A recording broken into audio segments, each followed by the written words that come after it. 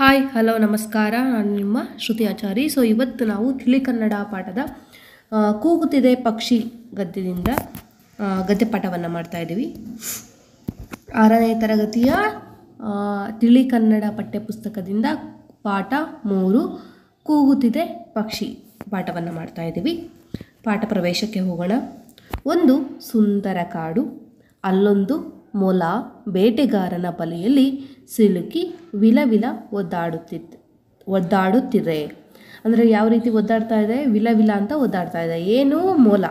ಅಲ್ಲೊಂದು ಮೊಲ ಬೇಟೆಗಾರನ ಬಲೆಯಲ್ಲಿ ಸಿಲುಕಿ ವಿಲವಿಲ ಒದ್ದಾಡುತ್ತಿದೆ. ಈಗ ನೀವೇನು ಮಾಡುತ್ತೀರಿ? ಚರ್ಚಿಸಿರಿ. ಅಂದರೆ ಇಂಥ ಟೈಮಲ್ಲಿ ನೀವೇನು ಮಾಡ್ತೀರಾ ಅನ್ನೋದನ್ನು ಚರ್ಚೆಯನ್ನು ಮಾಡಿ, ಮನಸ್ಸಲ್ಲಿ ಹೇಳ್ಕೊಳ್ಳಿ ನೀವೇನು ಮಾಡ್ಬೋದು ಅಂತ ಯೋಚನೆ ಮಾಡಿ. ಶಾಲಾ ಮೈದಾನದಲ್ಲಿ ಹುಡುಗನೊಬ್ಬ ಬಿದ್ದಿದ್ದಾನೆ. ಕಾಲಿನ ಚರ್ಮ ಕಿತ್ತು ರಕ್ತ ಸೋರಿ ಬಂದಿದೆ. ಆಗ ನೀವೇನು ಮಾಡಬಹುದು ತಿಳಿಸಿ. ಅಂದರೆ ನಿಮ್ಮ ಮೈದಾನದಲ್ಲಿ ನಿನ್ನ ಫ್ರೆಂಡೇ ಆಗಿರ್ಬೋದು, ಅವನು ಬಿದ್ದೋಗಿದ್ದಾನೆ. ಆದರೆ ಅವನು ಮೊಣಕಾಲಿನ ಚಿಪ್ಪಿದ ಏನಾಗಿದೆ ಅಂದರೆ ರಕ್ತ ಸೋರಿ ಬರ್ತದೆ. ಆಗ ನೀವೇನು ಮಾಡ್ತೀರಾ ಅನ್ನೋದನ್ನ ಚರ್ಚೆಯನ್ನು ಮಾಡ್ಕೊಳ್ಳಿ, ಮನಸ್ಸಲ್ಲಿ ಯೋಚನೆಯನ್ನು ಮಾಡಿ. ಇಂತಹ ಸಹಾಯ ಮನೋಭಾವ, ಪರಿಸರ ಪ್ರೇಮ, ಸಹಜೀವನ, ದೇಶ ಪ್ರೇಮದ ಭಾವನಾತ್ಮಕ ಬದುಕು ಈ ಪಾಠದಲ್ಲಿ ಗರಿಗೆದರಿ ನಿಂತಿದೆ. ಇಲ್ಲಿ ಪಕ್ಷಿಗಳು ಮರಗಳನ್ನು ಪ್ರೀತಿಸುವ ಪರಿಯನ್ನು ಓದಿ ನೋಡಿ. ಅಂದರೆ ಏನು ಅಂದರೆ ಸಹಾಯ ಮಾಡುವಂತಹ ಮನೋಭಾವ, ಪರಿಸರ ಪ್ರೇಮ, ಸಹಜೀವನ ಅಂದರೆ ಒಟ್ಟಿಗೆ ಬಾಳುವಂಥದ್ದು, ದೇಶ ಪ್ರೇಮ, ಭಾವನಾತ್ಮಕ ಬದುಕು ಈ ಪಾಠದಲ್ಲಿ ನಾವು ನೋಡಬಹುದು. ಈ ಎಲ್ಲ ಪಕ್ಷಿಗಳು ಮರಗಳನ್ನು ಪ್ರೀತಿಸುವಂತಹ ಪರಿಯನ್ನು, ಆ ರೀತಿಯನ್ನು ನಾವು ಓದಿ ನೋಡಬಹುದು. ಕೃಷ್ಣೆ ಮೈದುಂಬಿ ಹರಿಯುತ್ತಾಳೆ. ಕೃಷ್ಣೆ ಅಂದರೆ ನದಿ ಹೆಸರು, ಅದು. ಮೈದುಂಬಿ ಅಂದರೆ ಕೆರೆ ತುಂಬಿ ಹರಿತಿದ್ದಾಳೆ ಅಂತ ಅರ್ಥ.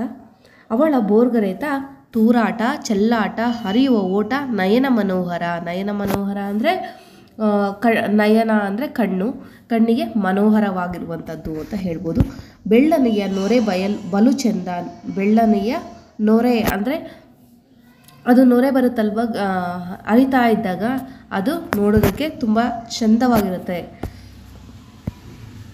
ಸುಳಿಗಳಲ್ಲಿ ಸುತ್ತುವ ನೀರಿನ ಸೊಬಗೇ ಸೊಬಗು. ಅಂದರೆ ಸುಳಿಗಳಲ್ಲಿ ಸುತ್ತುವ ಅಂದರೆ ಈ ನೀವು ನೋಡಿರ್ಬೋದು, ಹರಿತಾ ಇದ್ದಾಗ ಅದು ಹೋಗಿ ಸುಳಿಗಳಲ್ಲಿ ಸುತ್ತುತ್ತೆ. ಸೊ ನೀವು ಗಮನಿಸಿರ್ತೀರ, ಬಟ್ ಇದೆ ಅಂತ ಗೊತ್ತಿರಲ್ಲ. ಬೆಳಗಿನ ಎಳೆ ಬಿಸಿಲಿನ ಹೊಳಪಿಗೆ ಮಿನ ಮಿನ ಮಿರುಗುವ ನದಿ ಬಲು ಅಂದ. ಬೆಳಗಿನ ಬಿಸಿಲು ಬೀಳುತ್ತಲ್ಲ ಬೆಳಗ್ಗೆ, ಸೊ ಅದಕ್ಕೆ ನದಿ ಹೊಳೆಯುತ್ತಲ್ವ, ಅದು ನೋಡೋದಕ್ಕೆ ತುಂಬ ಚಂದವಾಗಿರುತ್ತೆ ನದಿ. ಸೂರ್ಯನ ಹೊಂಬಣ್ಣನ ಕಿರಣಗಳು ನದಿಯ ಮೇಲೆ ಬಿದ್ದಿವೆ. ಸೂರ್ಯನ ಹೊಂಬಣ್ಣದ ಅಂದರೆ ಬಿಸಿಲಿನ ಕಿರಣಗಳೇನು ನದಿ ಮೇಲೆ ಬಿದ್ದಿದೆ. ಅಲ್ಲಿ ಹನಿ ಹನಿಗೂ ಮುತ್ತಿನ ಮಣಿಯ ರೂಪ. ಅಬ್ಬಬ್ಬಾ ಅದೆಷ್ಟು ಸುಂದರ.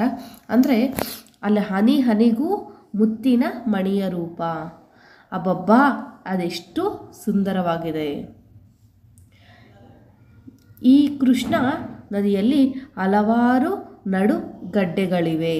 ಅಂದರೆ ನಡುಗಡ್ಡೆಗಳು ಅಂದರೆ ಮಧ್ಯದಲ್ಲಿ ಗಡ್ಡೆಗಳ ಥರ ಕಲ್ಲಿರುವಂಥದ್ದು.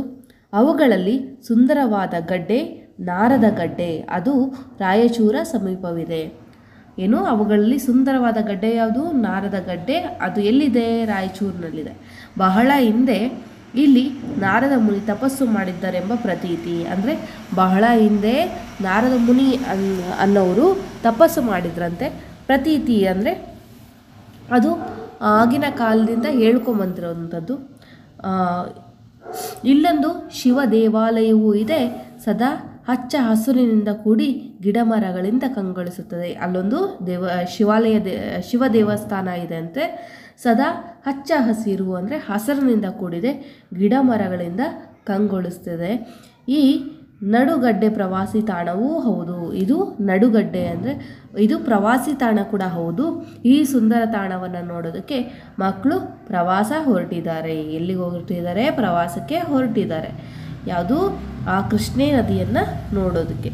ಕುಹು ಕುಹು ಅಕ್ಕಿಗಳ ಕಲರವ ಕಿವಿಗೆ ಇಂಪಾಗಿತ್ತು. ಆ ಹಕ್ಕಿಗಳೇ ಏನಂತ ಕೂಗ್ತಾ ಇದ್ವು, ಕುಹು ಕುಹು ಅಂತ ಕೂಗ್ತಾ ಇದ್ದಿದ್ದು ಕಿವಿಗೆ ತುಂಬ ಸಂತೋಷ ಆಗ್ತಿತ್ತು, ಮನ ತಂಪೆರೆಯುತ್ತಿತ್ತು, ಅಂದರೆ ಮನಸ್ಸಿಗೆ ತಂಪಾಗ್ತಿತ್ತು. ಚಿಲಿಪಿಲಿ ಹಕ್ಕಿಗಳ ಇಂಚರ ಸಂಗೀತಮಯ, ಅಂದರೆ ಚಿಲಿಪಿಲಿ ಅಂತ ಕರೆಯುವಂಥದ್ದು ಮಕ್ಕಳಿಗೆ ಏನನ್ನಿಸ್ತಾ ಇತ್ತು ಅಂದರೆ ಅದು ಒಂಥರ ಸಂಗೀತದ ಥರ ಕೇಳಿಸ್ತಾ ಇತ್ತು. ಮಕ್ಕಳು ಈ ಸುಂದರ ತಾಣದ ಸವಿಯ ಉಣ್ಣುತ್ತಿದ್ದರು. ಮಕ್ಕಳು ಈ ಸುಂದರದ ಸ್ಥಳದ ಸವಿಯನ್ನು, ಅದರ ವರ್ಣನೆಯನ್ನು, ಅದನ್ನು ಸವಿಯುತ್ತಿದ್ದರು ಅಂತ. ಇದಕ್ಕಿದ್ದಂತೆ ಹಕ್ಕಿಯೊಂದರ ನೋವಿನ ಕೂಗು ಕೇಳಿಸಿತು. ಇದ್ದಕ್ಕಿದ್ದಂತೆ ಇದೆಲ್ಲ ಕೇಳಿಸ್ತಾ ಇರಬೇಕಾದ್ರೆ ಸವಿಯನ್ನು ಸವಿಯುವಾಗ, ಈ ಪ್ರಕೃತಿಯ ಸೌಂದರ್ಯವನ್ನು ಸವಿಯುವಾಗ ಏನಾಯಿತು, ಹಕ್ಕಿಯೊಂದರ ನೋವಿನ ಕೂಗು ಕೇಳಿಸ್ತು. ಅತ್ತ ತಿರುಗಿ ನೋಡಿದಾಗ ಅನೇಕ ಟೊಂಗೆಗಳು ಹರಡಿಕೊಂಡಿರುವ ಬೋಳು ಮರ, ಎಲೆಗಳಿಲ್ಲದ, ಹೂವುಗಳಿಲ್ಲದ, ಹಣ್ಣು ಕಾಯಿಗಳಿಲ್ಲದ ಒಣಗಿತ್ತಿರುವ ಮರ, ಅದರೊಳಗೆ ಕುಳಿತು ಪಕ್ಷಿಯೆಂದು ನೋವಿನಿಂದ ಕೂಗುತ್ತಿತ್ತು. ಏನೋ ಒಂದು ಕಡೆ ತಿರುಗಿ ನೋಡಿದ್ರೆ ಅಲ್ಲಿ ಟೊಂಗೆಗಳನ್ನು ಹರಡಿಕೊಂಡಿರುವ ಬೋಳು ಮರ, ಅಂದರೆ ಬರೀ ಏನು ಟೊಂಗೆಗಳು ಅಂದರೆ ಏನಂತೀರ, ಇದು ಕೊಂಬೆಗಳು ಏನು ಕೊಂಬೆಗಳು ಹರಡ್ಕೊಂಡಿರುವಂಥದ್ದು, ಆದರೆ ಎಲೆಗಳು ಇಲ್ಲಿರುವಂಥದ್ದು. ಬೋಳು ಮರ ಅಂದರೆ ಏನು ಇಲ್ಲ, ಅದರಲ್ಲಿ ಎಲೆಗಳಿಲ್ಲ, ಬರೀ ಟೊಂಗೆಗಳು, ಅಂದರೆ ಕೊಂಬೆಗಳು ಮಾತ್ರ ಇದೆ. ಎಲೆಗಳಿಲ್ಲದ, ಹೂವುಗಳಿಲ್ಲದ, ಹಣ್ಣು ಕಾಯಿಗಳಿಲ್ಲದ ಒಣಗುತ್ತಿರುವ ಮರ, ಅಂದರೆ ಎಲೆ ಇಲ್ಲ, ಹೂವಿಲ್ಲ, ಹಣ್ಣು ಕಾಯಿ ಅಂಥದ್ದು ಏನಿಲ್ಲ, ಒಣಗ್ತಾ ಇದೆ ಮರ. ಅದರೊಳಗೆ ಕುಳಿತು ಪಕ್ಷಿಯೊಂದು ನೋವಿನಿಂದ ಕೂಗುತ್ತಿತ್ತು. ಅದ್ರ ಒಳಗಡೆ ಪಕ್ಷಿ ಒಂದು ಕೂತ್ಕೊಂಡು ಕೂಗ್ತಾ ಇತ್ತು ನೋವಿನಿಂದ. ಮಕ್ಕಳು ಕುತೂಹಲದಿಂದ ಆ ಮರದ ಬಳಿ ತೆರಳಿದರು. ಮಕ್ಕಳು ಕುತೂಹಲದಿಂದ ಆ ಮರದ ಹತ್ರ ಹೋಗ್ತಾರೆ. ಸುಂದರ ಪಕ್ಷಿಯೇ, ಎಲ್ಲರೂ ಸಂತೋಷದಿಂದ ಇದ್ದಾರೆ, ನೀನೇಕೆ ನೋವಿನಿಂದ ಕೂಗುತ್ತಿದ್ದೀಯಾ? ಏನದು ನಿನ್ನ ಅಳಲು ಎಂದು ಗಣೇಶ ಪಕ್ಷಿಯನ್ನು ಪ್ರಶ್ನಿಸಿದನು. ಗಣೇಶನ ಹುಡುಗ ಕೇಳ್ತಾನೆ, ಸುಂದರ ಪಕ್ಷಿ, ಎಲ್ಲರೂ ಇಲ್ಲಿ ಸಂತೋಷವಾಗಿದ್ದಾರೆ, ನೀನು ಯಾಕಿಲ್ಲ, ನೀನು ಯಾಕೆ ನೋವಿನಲ್ಲಿ ಕೂಗ್ತಾ ಇದೀಯಾ? ಏನು ನಿನ್ನ ಬಾಧೆ, ಅಳಲು ಅಂದರೆ ಏನು ನಿನ್ನ ಕಷ್ಟ ಅಂತ ಪ್ರಶ್ನೆಯನ್ನು ಮಾಡ್ತಾನೆ. ಅಣ್ಣ ನೋಡಿಲಿ, ನನ್ನ ಮರವನ್ನು ಎಲೆಗಳೆಲ್ಲ ಉದುರಿ ಹೋಗಿದೆ, ಟೊಂಗೆಗಳು ಬೋಳಾಗಿವೆ, ಶಕ್ತಿ ಇಲ್ಲದೆ ಮರ ಸೊರಗಿದೆ, ಆಗಲೋ ಈಗಲೋ ಬೀಳುವಂತಿದೆ ಎಂತು ಪಕ್ಷಿ. ಏನಂತ ಹೇಳ್ತು ಪಕ್ಷಿ? ಹೇಳ್ತು, ಅಣ್ಣ ನೋಡಿಲಿ ನನ್ನ ಮರನ, ಎಲೆಗಳೆಲ್ಲ ಉದುರು ಹೋಗ್ಬಿಟ್ಟಿದೆ, ಟೊಂಗೆಗಳು ಅಂದರೆ ಕೊಂಬೆಗಳಿದೆಲ್ಲ ಅದೆಲ್ಲ ಬೋಳಾಗ್ಬಿಟ್ಟಿದೆ, ಹೂವಿಲ್ಲ, ಹಣ್ಣಿಲ್ಲ, ಏನಿಲ್ಲ. ಸೊ ಶಕ್ತಿ ಇಲ್ಲದ ಮರ, ಅಂದರೆ ಅದರಲ್ಲಿ ಶಕ್ತಿನೇ ಇಲ್ಲ, ಒಣಗಿದ ಮರ, ಅದು ಸೊರ್ಗೋಗ್ಬಿಟ್ಟಿದೆ, ಆಗಲೋ ಈಗಲೋ ಬೀಳೋ ಹಾಗಿದೆ ಅಂತ ಪಕ್ಷಿ ಹೇಳ್ತು. ಹೌದೌದು, ಅದರಿಂದ ನಿನಗೇನು ತೊಂದರೆ? ಜೂಲಿ ಪಕ್ಷಿಯನ್ನು ಪ್ರಶ್ನಿಸಿದಳು. ಜೂಲಿ ಪ್ರಶ್ನೆಯನ್ನು ಮತ್ತೆ ಮಾಡ್ತಾಳೆ. ಹೌದೌದು, ಅದರಿಂದ ನಿನಗೇನು ತೊಂದರೆ ಅಂತ ಕೇಳ್ತಾಳೆ. ಅದಕ್ಕೆ, ಹಿಂದೆ ಈ ಮರವನ್ನು ನೀನು ನೋಡಿದ್ದೀಯಾ? ಆಗ ಏನಿದರ ಸೊಬಗು, ಮರದ ತುಂಬ ಹಸಿರೆಲೆಗಳು, ಟೊಂಗೆಗೂ ಹೂವು ಹಣ್ಣು, ಸಾವಿರಾರು ತಂಪಾದ ನೆರಳು ಮನೆ ಮಾಡಿತ್ತು, ನೂರಾರು ಪಕ್ಷಿಗಳಿಗೆ ಆಶ್ರಯ ತಾಣವಾಗಿತ್ತು. ಅದೇನು ಕಾರಣವೋ ತಿಳಿಯದು, ಎಲೆಗಳೆಲ್ಲ ಒಮ್ಮಿಂದೊಮ್ಮೆಲೆ ಉದುರಲು ಆರಂಭಿಸಿತು, ಮತ್ತೆ ಚಿಗುರೊಡೆಯಲಿಲ್ಲ, ಮರ ಬಣ್ಣಗೆಟ್ಟಿತು, ಸೊರಗಿತು, ಈಗ ಒಣಗುತ್ತಿದೆ ಎಂದಿತು ಪಕ್ಷಿ ಹೇಳ್ತದಕ್ಕೆ, ಹಿಂದೆ ಈ ಮರವನ್ನು ನೀನು ಯಾವತ್ತಾದರೂ ನೋಡಿದೆಯಾ?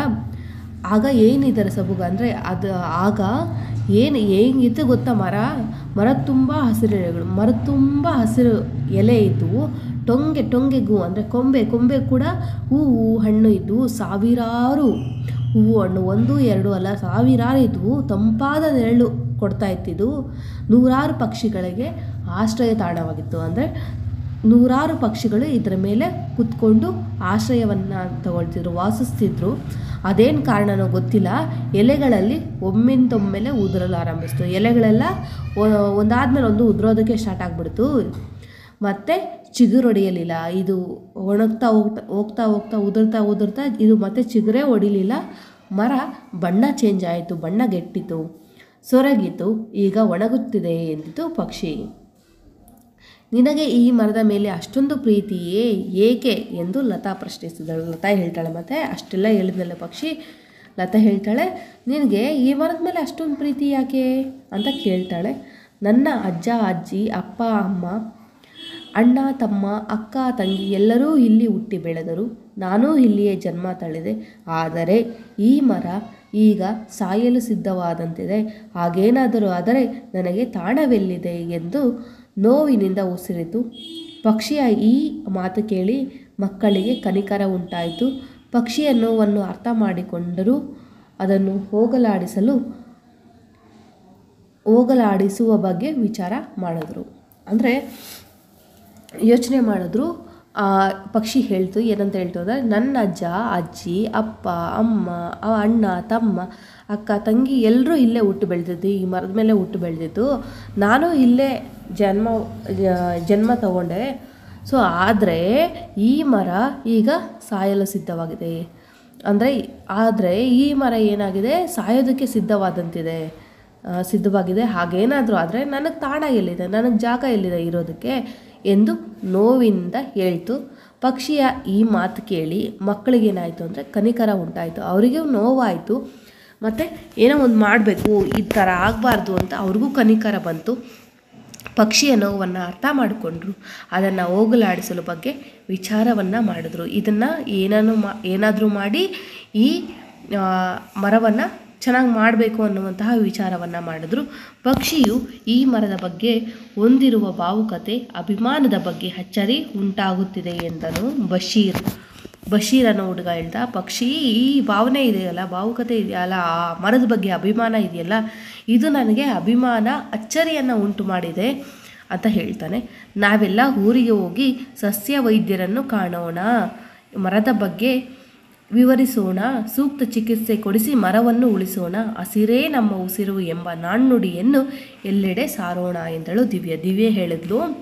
ನಾವೆಲ್ಲ ಊರಿಗೆ ಹೋಗೋಣ, ವೈದ್ಯರು ಅಂದರೆ ಡಾಕ್ಟ್ರು, ಸಸ್ಯ ವೈದ್ಯರನ್ನು ಕಾಣೋಣ, ಗಿಡಗಳ ಡಾಕ್ಟ್ರನ್ನು ನೋಡೋಣ, ಮರದ ಬಗ್ಗೆ ವಿವರಿಸೋಣ, ಈ ಮರದ ಬಗ್ಗೆ ಹೇಳೋಣ, ಅವ್ರಿಗೆಲ್ಲ ಸೂಕ್ತ ಇದಕ್ಕೆ ಬೇಕಾದಂತಹ ಚಿಕಿತ್ಸೆಯನ್ನು ಕೊಡಿಸಿ ಈ ಮರವನ್ನು ಉಳಿಸೋಣ, ಹಸಿರೇ ನಮ್ಮ ಉಸಿರು ಎಂಬ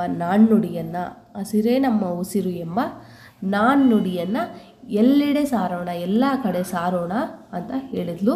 ಯಾರು? ದಿವ್ಯ. ಎಲ್ಲ ಮಕ್ಕಳು ಊರಿಗೆ ಹಿಂತಿರುಗಿದರು. ಸಸ್ಯ ವೈದ್ಯರನ್ನು ಮರದ ಬಳಿಗೆ ಕರೆತಂದರು. ಎಲ್ಲರೂ ಊರಿಗೆ ಹೋಗ್ಬಿಟ್ರು. ಸಸ್ಯ ವೈದ್ಯರನ್ನು, ಡಾಕ್ಟ್ರನ್ನ ಮತ್ತೆ ಮರದ ಹತ್ರ ಕರ್ಕೊಬಂದರು. ವೈದ್ಯರು ಮರವನ್ನು ಸಂಪೂರ್ಣವಾಗಿ ನೋಡಿದರು, ಟೊಂಗೆಗಳನ್ನು ಗಮನಿಸಿದರು. ಡಾಕ್ಟ್ರು ಮರವನ್ನು ಪೂರ್ತಿಯಾಗಿ ನೋಡಿದ್ರು, ಕೊಂಬೆಗಳನ್ನು ಗಮನಿಸಿದ್ರು, ಏನೇನೋ ವಿಚಾರ ಮಾಡಿ ಬೇರುಗಳಿಗೆ ಚುಚ್ಚುಮದ್ದು ನೀಡಿದರು. ಏನೇನೋ ವಿಚಾರವನ್ನು ಮಾಡಿ, ಅಂದರೆ ಏನೇನೋ ಯೋಚನೆಯನ್ನು ಮಾಡಿ ಚುಚ್ಚುಮದ್ದನ್ನು ನೀಡಿದರು. ಚುಚ್ಚುಮದ್ದು ಮೀನ್ಸ್ ಇಂಜೆಕ್ಷನ್. ಒಣಗಿದ ಭಾವಕ್ಕೆ ಔಷಧಿ ಸವರಿದರು. ಆ ಒಣಗಿದ ಜಾಗ ಇತ್ತಲ್ಲ, ಅದಕ್ಕೆ ಔಷಧಿಯನ್ನು, ಮೆಡಿಸನನ್ನು ಹಚ್ಚಿದ್ರು. ಮಕ್ಕಳು ವೈದ್ಯರ ಸಲಹೆಯಂತೆ ಮರದ ಬುಡಕ್ಕೆ ಗೊಬ್ಬರ ಹಾಕಿ ನೀರುಣಿಸಿದರು. ವೈದ್ಯರ ಸಲಹೆಯಂತೆ ಮಕ್ಕಳೇನು ಮಾಡಿದ್ರು, ಮರದ ಬುಡಕ್ಕೆ ನೀರು ಹಾಕಿ ಮತ್ತು ಅದಕ್ಕೆ ಸ್ವಲ್ಪ ಗೊಬ್ಬರ ಹಾಕಿದ್ರು. ಕೆಲವು ದಿನಗಳ ಕಳೆದವು. ಮಳೆಗಾಲ ಬಂತು, ಮರ ಚಿಗುರೊಡೆಯಿತು. ಸ್ವಲ್ಪ ದಿನ ಆಯಿತು, ಆಮೇಲೆ ಮಳೆಗಾಲ ಬಂತು, ಮರ ಮತ್ತೆ ಚಿಗುರುಗೊಳ್ತು. ಎಲೆಗಳು ಮೈದಳೆದವು, ಮತ್ತೆ ಎಲೆಗಳು ಹುಟ್ಟುವು. ಅದರಲ್ಲಿ ಟೊಂಗೆಗಳಲ್ಲಿ ಹೂವುಗಳು ರಾರಾಜಿಸಿದವು. ಅಂದರೆ ಟೊಂಗೆಗಳ ಕೊಂಬೆಗಳಲ್ಲೂ ಹೂವು ತುಂಬ ಮತ್ತೆ ಜಾಸ್ತಿ ಆದವು. ಈಚು ಕಾಯಿ ಹಣ್ಣುಗಳು ಜೀವ ತಳೆದವು. ಈಚುಕಾಯಿ ಮತ್ತೆ ಬೆಳೆಯೋದಕ್ಕೆ ಶುರುವಾದವು. ಈ ಮರಕ್ಕೆ 100 ಹಕ್ಕಿಗಳು ಬಂದವು. ಪಕ್ಷಿಗಳ ಕಲರವ ತುಂಬಿತು. ಈ ಮರಕ್ಕೆ ಮತ್ತೆ 100 ಹಕ್ಕಿಗಳು ಬಂದು ಕುತ್ಕೊಂಡ್ವು, ಮತ್ತು ವಾಸ ಮಾಡೋಕ್ಕೆ ಸ್ಟಾರ್ಟ್ ಮಾಡಿದ್ವು. ಪಕ್ಷಿಗಳ ಕಲರವ ತುಂಬಿತು. ಪಕ್ಷಿಗಳ ಏನು ಸೌಂಡ್ ಮಾಡ್ತಾಯಿದ್ವು, ಚಿಲಿಪಿಲಿ ಅಂತ, ಮತ್ತೆ ಅದು ಸ್ಟಾರ್ಟ್ ಆಯಿತು. ಮತ್ತೆ ಮಕ್ಕಳು ಪ್ರವಾಸಕ್ಕೆ ಬಂದರು. ಮರದ ಸೊಬಗು ಮಕ್ಕಳ ಮನಸ್ಸಿಗೆ ಉಲ್ಲಾಸ ತಂದಿತು. ಆ ಮರದ ನೋಡೋಷ್ಟೊತ್ತಿಗೆ ಮಕ್ಕಳಿಗೆ ಅದು ಮನಸ್ಸಿಗೆ ತುಂಬ ಉಲ್ಲಾಸ ತಂತು, ಖುಷಿಯಾಯಿತು. ಮಕ್ಕಳು ಕುಣಿದು ಕುಪ್ಪಳಿಸಿದ್ರು, ಖುಷಿಯಾದರು. ಮಕ್ಕಳು ಮಾಡಿದ ಸತ್ಕಾರ್ಯವನ್ನು ಮೆಚ್ಚಿ ಪಕ್ಷಿಗಳು ಹಾಡಿದವು.